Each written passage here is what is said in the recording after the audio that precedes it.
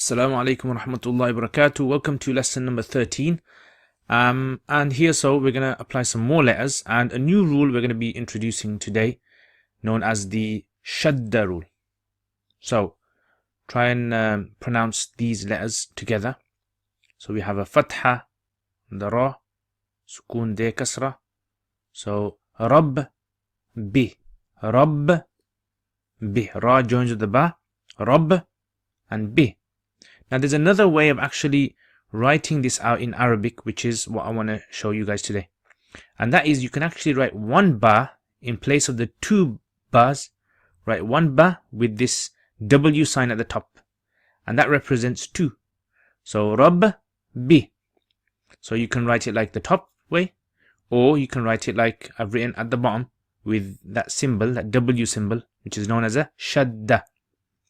So two bars are incorporated into one bar with that symbol. So Rabb bi, Rabb bi, Rabb. So say it with me, Rabb bi, Rabb bi. And remember, try and pronounce it as loud as you can so that the pronunciation becomes correct. And you can actually record yourself, listen to yourself again. So let's look at the surah then. So in Surah Al-Fatiha, Rabb. Notice the shadda on the top, bi. So you pronounce it as double. Rabb bi, Rabb bi. Okay, so that's one example. Let's try another example then. So here, again, when you can actually write this down, it'd be a really good idea to get a piece of paper, get a pen. Maybe you can even write it down on a piece of paper, practice your Arabic as well. And this is a very good way of memorizing the rules as well. Right, so let's add some vowels onto these letters then. So, okay, so we have here, try and pronounce that yourselves. So, ya, ka. Join it together. Ya, stretch it a bit. Ka. Ya, ka. So pronounce it with me. Ya, ka. Okay, so let's join these letters together then. Now notice, when we join these letters together, the shapes of the letters, or some of them, change depending on where they occur in the word itself. Some of them are joined to letters before, some of them are not. And so notice two yas have come together. Now if we had to write that out with a shadda, how would we write it? It would be written like this, with one ya with a shadda on top. So pronounce it with me.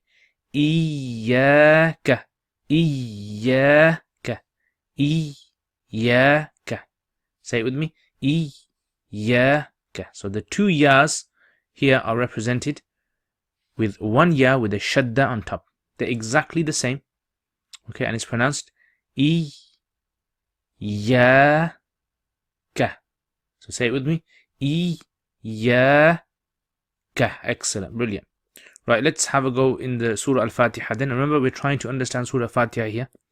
So here, notice there's a I, and there's a ya there, there's a ka, and the ya has a shadda on top. So that shadda represents two letters. So we pronounce it I-ya-ka. Say it with me. I-ya-ka. I-ya-ka. I-ya-ka. Right, let's try another example then. So again, try writing it out yourselves. Practice your handwriting as well. And also try pronouncing the letters before I pronounce them. So let's have a go here then. So let's add, let's add a ha here. Add some vowels onto these letters. Okay, so let's put a kasra on the mi, so mi. And let's put kasra on the ha, put a sukoon there, and put a fatha there. Right, so pronounce them. Mil, la, hi. Mil, mim and the la join together. Mil, and the la stretched. Now here there's a alif they write, but it's silent. I'll show you in a bit. So we don't pronounce that alif, that purple alif there. So mil, lahi, mil, lahi. Right, so how would you write this out? Try writing it yourself. how would we write this if we had to write it with the shadda? So okay, so this mi la hi, millahi. Now notice, remember the last lesson we talked about the small alif that they write hovering above. Okay, so that's, you have to imagine that's over here. So we'll write that in there. The alif is there, and you got a shadda here. So we pronounce it as mil, and then that la stretching sound is due to the hovering alif, and the hi. Mil la hi. So say it with me. Mil la hi. Mil la hi. Notice the alif is in place of that, and this was last lesson. If you can't remember the last lesson, go over the videos again, come back to this one. Okay, so mil la hi. Two lams are represented by one lam there, and there's that shadda there. So mil la hi, and this is the name of Allah, how it's written. Okay, not the meme part, but the rest of it. So here, mil la hi.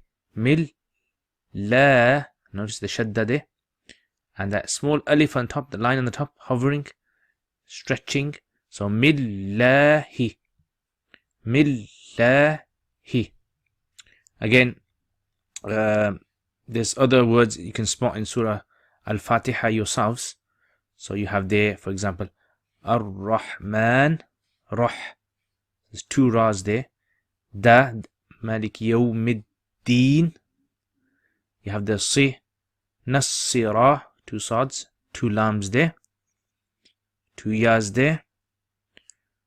Okay, so you can see the letters that we have with the shaddas. There's quite a few of them in this surah, and you can look through other pages of the Quran as well to spot some, and try practicing now. You've learnt a lot of letters now, so you should be confident enough to be able to apply many of them yourselves, inshallah. Hope that makes sense. Jazakumullah khair. Assalamu alaikum wa rahmatullahi wa barakatuh.